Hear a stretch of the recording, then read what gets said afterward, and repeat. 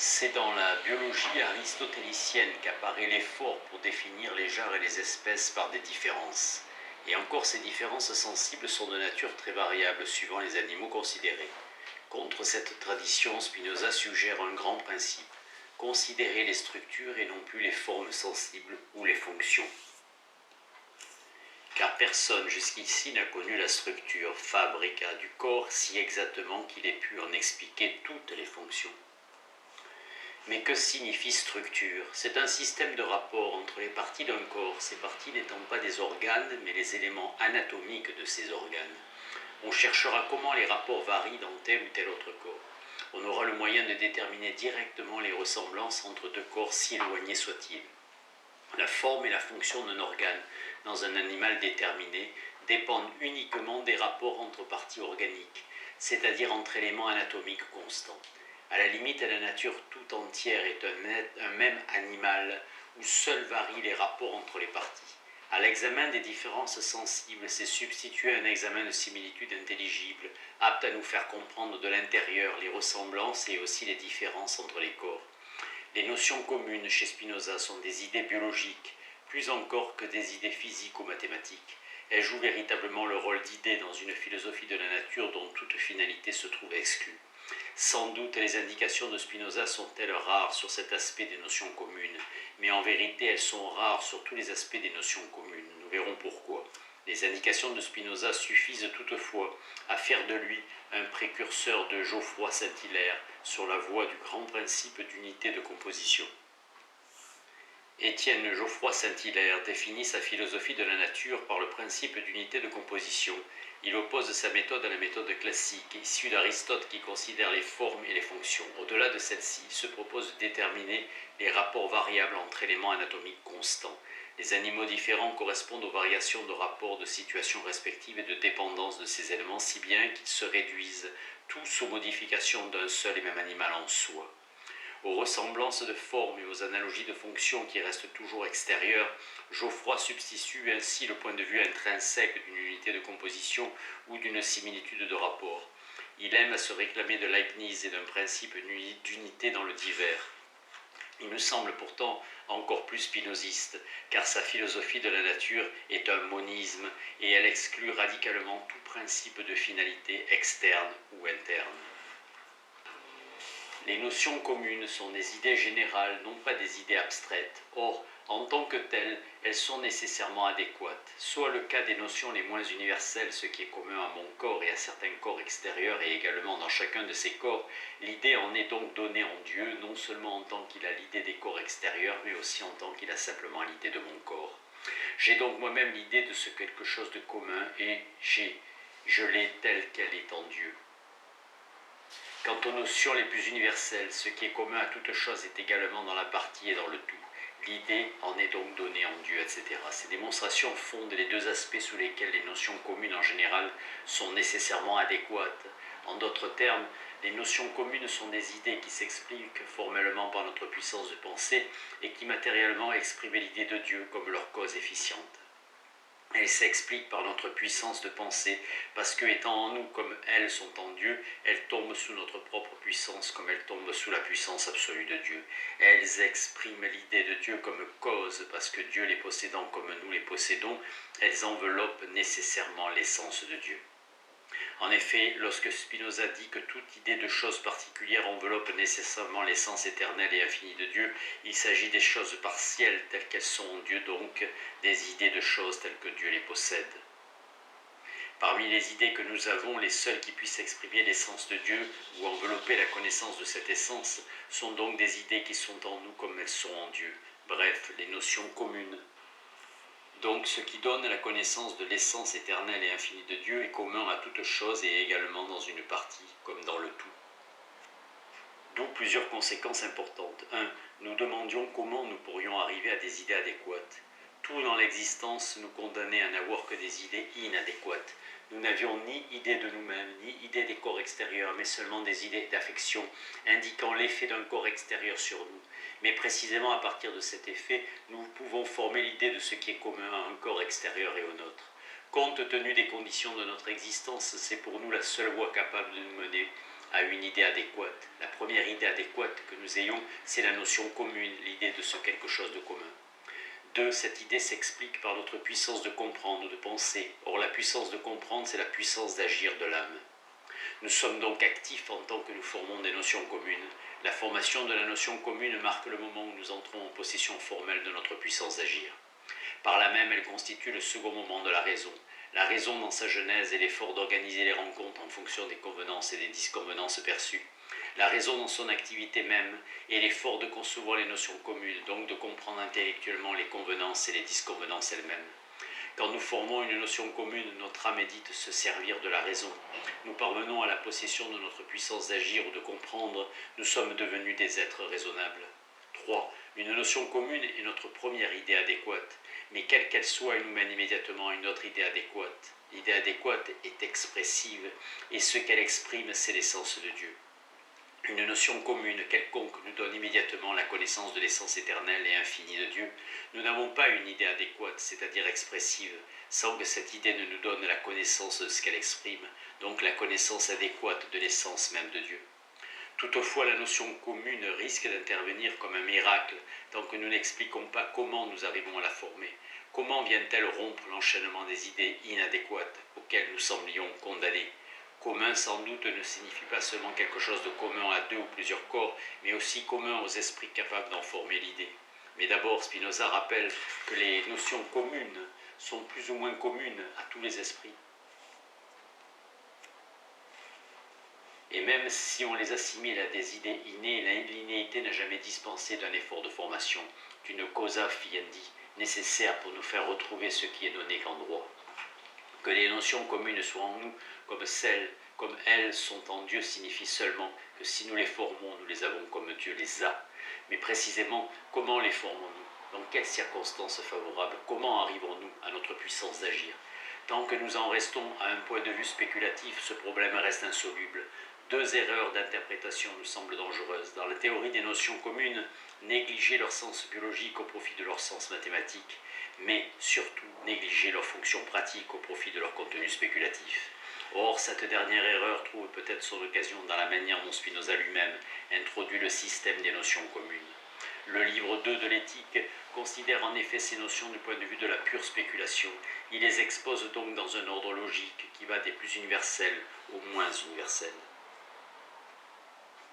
Mais alors Spinoza montre seulement que si nous formons des notions communes, celles-ci sont nécessairement des idées adéquates. La cause et l'ordre de leur formation nous échappent encore. De même, la nature de leur fonction pratique qui se trouve seulement suggérée dans le livre 2. Il est vrai que tous les corps ont quelque chose de commun, ne serait-ce que l'étendue, le mouvement et le repos. Les corps qui ne conviennent pas et qui nous sont contraints n'ont pas moins quelque chose de commun, c'est-à-dire une similitude de composition très générale qui met en jeu la nature entière sous l'attribut de l'étendue. Et d'une façon absolue, aucune chose ne peut être bonne ou mauvaise pour nous, à moins qu'elle n'ait quelque chose de commun avec nous. C'est même pourquoi l'exposition des notions communes dans l'ordre logique se fait à partir des plus universelles, donc à partir des notions qui s'appliquent à des corps très éloignés les uns des autres et contraires les uns aux autres. Mais il est vrai que deux corps contraires ont quelque chose de commun, jamais en revanche un corps ne peut être contraint à l'autre, mauvais pour l'autre parce qu'il a de commun avec lui. Nulle chose ne peut être mauvaise parce qu'elle a de commun avec notre nature, mais dans la mesure où elle est mauvaise pour nous, elle nous est contraire.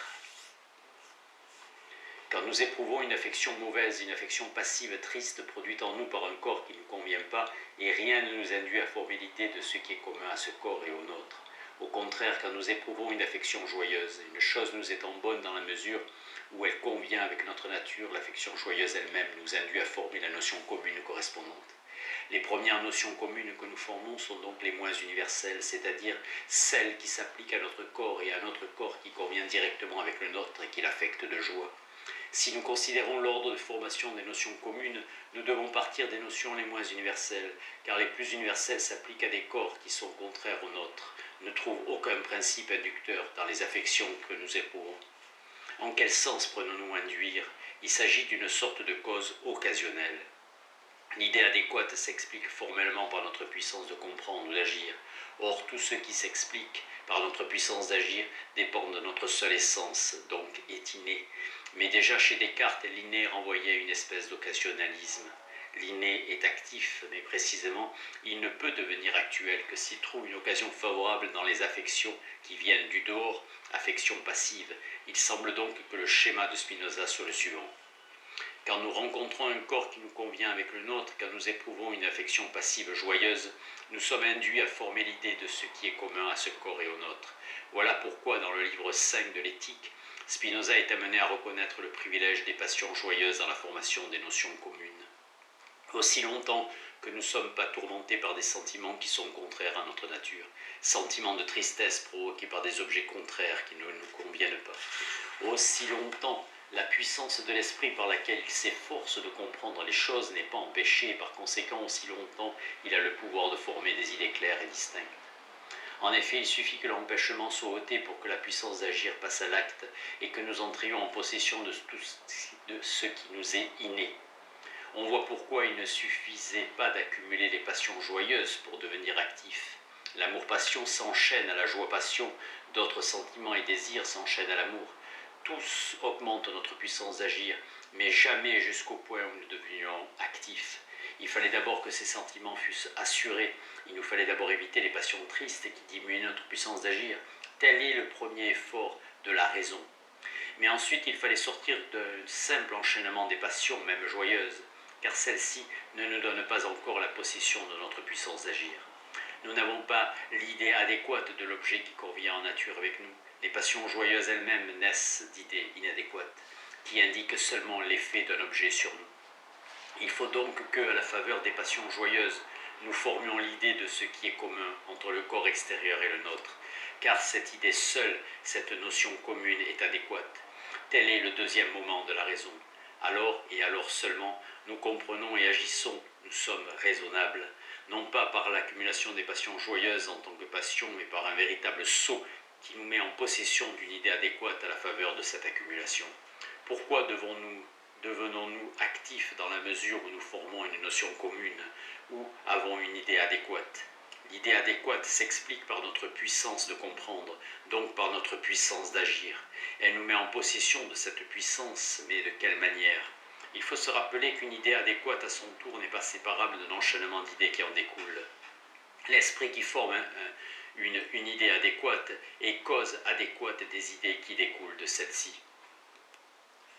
C'est en ce sens qu'il est actif. Quelles sont donc ces idées qui suivent de la notion commune que nous formons à la faveur des passions joyeuses? Les passions joyeuses sont les idées des affections produites par un corps qui convient avec le nôtre. Notre esprit lui seul forme l'idée de ce qui est commun à ce corps et au nôtre. En découle une idée d'affection, un sentiment qui n'est plus passif, mais actif. Ce sentiment n'est plus une passion, parce qu'il suit d'une idée adéquate en nous. Il est lui-même idée adéquate. Il se distingue du sentiment passif dont nous étions partis, mais s'en distingue seulement par la cause. Il n'a pas pour cause non plus l'idée inadéquate d'un objet qui convient avec nous, mais l'idée nécessairement adéquate de ce qui est commun à cet objet et à nous-mêmes. C'est pourquoi Spinoza peut dire « Un sentiment qui est une passion cesse d'être une passion, sitôt que nous en formons une idée claire et distincte, adéquate. » Et la proposition suivante précise le moyen de former cette idée claire et distincte, rattacher le sentiment à une notion commune comme à sa cause. Car nous en formons une idée claire et distincte dans la mesure où nous le rattachons à la notion commune comme à sa cause. Alors il est actif et dépend de notre puissance d'agir. Spinoza ne veut pas dire que toute passion disparaisse. Ce qui disparaît n'est pas la joie passive elle-même, mais toutes les passions, tous les désirs qui s'enchaînent avec elle, liés à l'idée de la chose extérieure, amour, passion, etc. Ce qui est détruit n'est pas la joie passive elle-même, mais les amours qui en procèdent. Un sentiment quelconque détermine le conatus à faire quelque chose en fonction d'une idée d'objet. Le conatus ainsi déterminé s'appelle un désir. Mais en tant que nous sommes déterminés par un sentiment de joie passive, nos désirs sont encore irrationnels, puisqu'ils naissent d'une idée inadéquate. Or, maintenant, à la joie passive s'ajoute une joie active qui s'en distingue seulement par la cause. De cette joie active naissent des désirs qui appartiennent à la raison, parce qu'ils procèdent d'une idée adéquate. Le désir qui naît de la raison peut seulement naître d'un sentiment de joie qui n'est pas une passion. Tous les appétits ou désirs sont des passions dans la mesure où ils naissent d'idées inadéquates, et ils s'adjoignent à la vertu quand ils sont provoqués ou engendrés par des idées adéquates. Car tous les désirs par lesquels nous sommes déterminés à faire quelque chose peuvent naître aussi bien d'idées adéquates que d'idées inadéquates.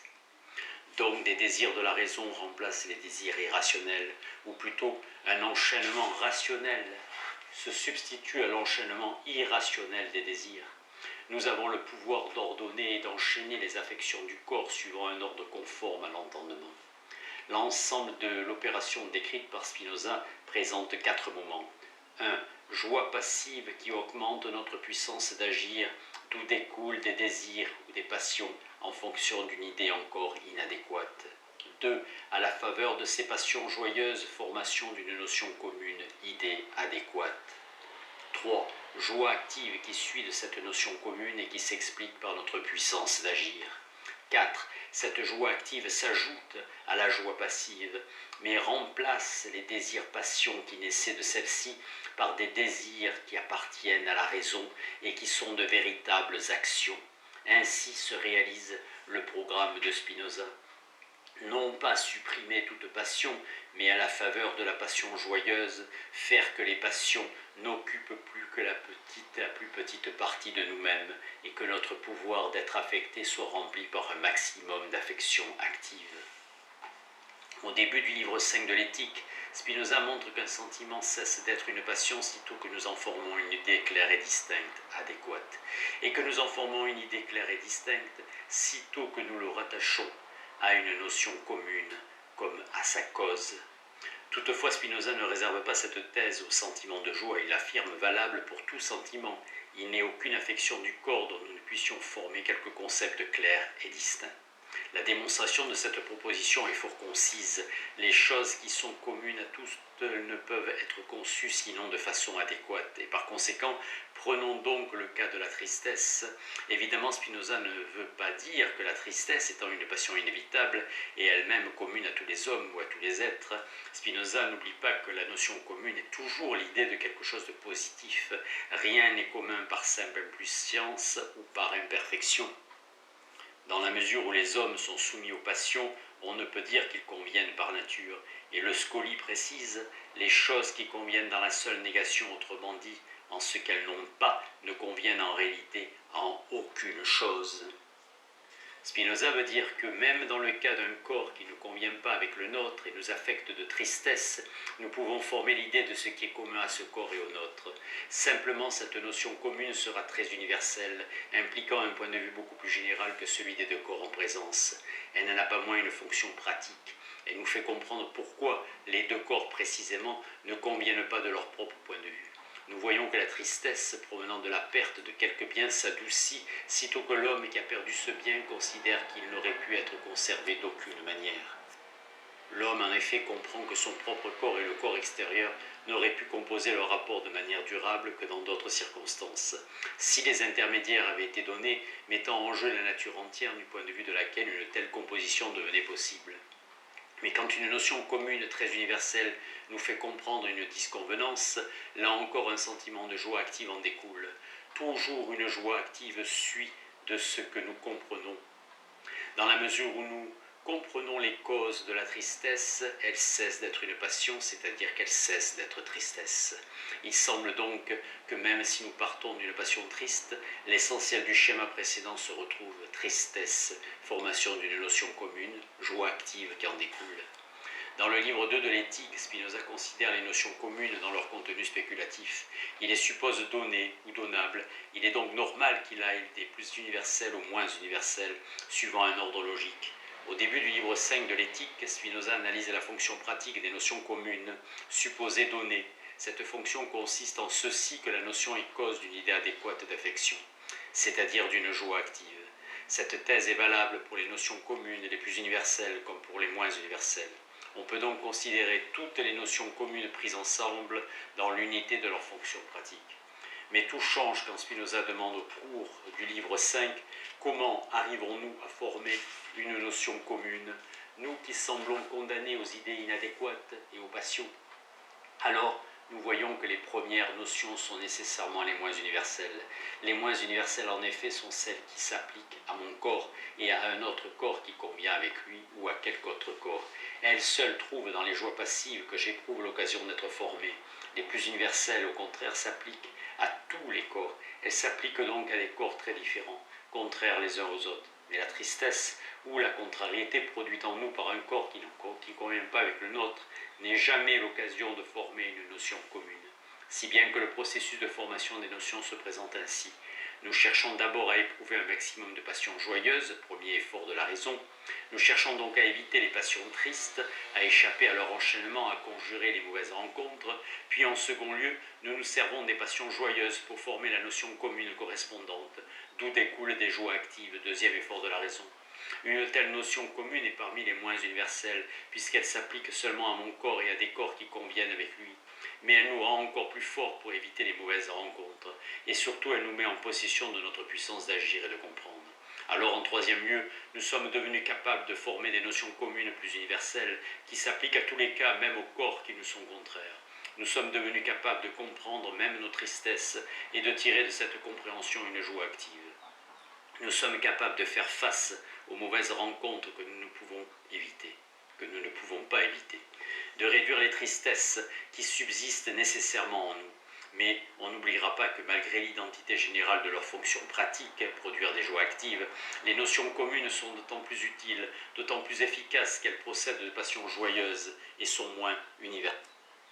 Dans la mesure où nous ne sommes pas tourmentés par des sentiments contraires à notre nature, nous avons le pouvoir de former des idées claires et distinctes, notions communes, et d'en déduire des affections. Les affections qui s'enchaînent les unes aux autres conformément à la raison. Ce sont donc les passions joyeuses, sentiments convenant avec notre nature, qui servent d'occasion première à la formation des notions communes. Nous devons sélectionner nos passions, et même quand nous rencontrons quelque chose qui ne convient pas avec nous, nous devons nous efforcer de réduire la tristesse au minimum. Quand nous avons formé les premières notions communes, nous sommes d'autant plus forts pour éviter les mauvaises rencontres et les sentiments qui nous sont contraires. Et dans la mesure où nous éprouvons nécessairement encore de tels sentiments, nous sommes capables de former de nouvelles notions communes qui nous font comprendre ces disconvenances et ces contrariétés elles-mêmes. Toutes les notions communes ont un même contenu spéculatif. Elles impliquent une certaine généralité sans abstraction. Elles ont une même fonction pratique, idée nécessairement adéquate. Elles sont telles qu'une joie nécessairement active en découle. Mais leur rôle spéculatif et pratique n'est pas du tout le même si nous considérons les conditions de leur formation. Les premières notions communes que nous formons, ce sont les moins universelles parce qu'elles trouvent dans nos passions joyeuses un principe inducteur efficace. C'est au niveau du moins universel que nous conquérons notre puissance d'agir. Nous accumulons les joies passives, nous y trouvons l'occasion de former des notions communes, d'où découlent des joies actives. En ce sens, l'augmentation de notre puissance d'agir nous donne l'occasion de conquérir cette puissance ou de devenir actifs effectivement. Ayant conquis notre activité sur certains points, nous devenons capables de former des notions communes, même dans les cas moins favorables. Il y a tout un apprentissage des notions communes ou du devenir actif. On ne doit pas négliger dans le spinozisme l'importance du problème d'un processus de formation. Il faut partir des notions communes et les moins universelles, les premières que nous ayons l'occasion de former. Chapitre 18. Vers le troisième genre. Les genres de connaissances sont aussi des manières de vivre, des modes d'existence. Le premier genre, imagination, est constitué par toutes les idées inadéquates, par les affections passives et leur enchaînement. Ce premier genre correspond d'abord à l'état de nature. Je perçois les objets au hasard des rencontres, d'après l'effet qu'ils sont sur moi. Cet effet n'est qu'un signe, une indication variable. Cette connaissance est par expérience vague, et vague selon l'étymologie renvoie au caractère hasardeux des rencontres. Ici, nous ne connaissons de la nature que son ordre commun, c'est-à-dire l'effet des rencontres entre parties suivant des déterminations purement extrinsèques. Mais l'état civil lui aussi appartient au premier genre de connaissance. Dès l'état de nature, l'imagination forme des idées universelles abstraites qui retiennent de l'objet tel ou tel caractère sensible. Ce caractère sera désigné par un nom qui servira de signe, soit par rapport à des objets qui ressemblent au premier, soit par rapport à des objets qui sont liés d'habitude avec le premier. Mais avec le langage de l'état civil se développe une seconde sorte de signe, non plus indicatif mais impératif. Des signes nous paraissent dire ce qu'il faut faire pour obtenir tel résultat, pour réaliser telle fin. Cette connaissance est par ouï dire aussi. Ainsi, dans l'exemple fameux de Spinoza, un signe représente l'opération que nous devons faire sur 3 nombres pour trouver le 4e. Loi de la nature ou règle technique. Il est inévitable que toute loi nous apparaisse sous une forme morale, précisément dans la mesure où nous n'en avons pas une connaissance adéquate. Une loi nous paraît morale ou de type moral chaque fois que nous en faisons dépendre l'effet d'un signe impératif et non des rapports constitutifs des choses. Ce qui forme l'unité du premier genre de connaissance, ce sont les signes. Ils définissent l'état d'une pensée qui reste inadéquate, enveloppée, non expliquée. À ce premier genre, il faudra même joindre l'état de religion, c'est-à-dire l'état de l'homme par rapport à un Dieu qui lui donne une révélation.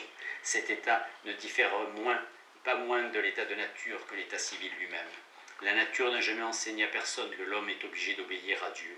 Aucun raisonnement même ne saurait le lui apprendre. Seule la révélation confirmée par des signes le fait connaître à chacun.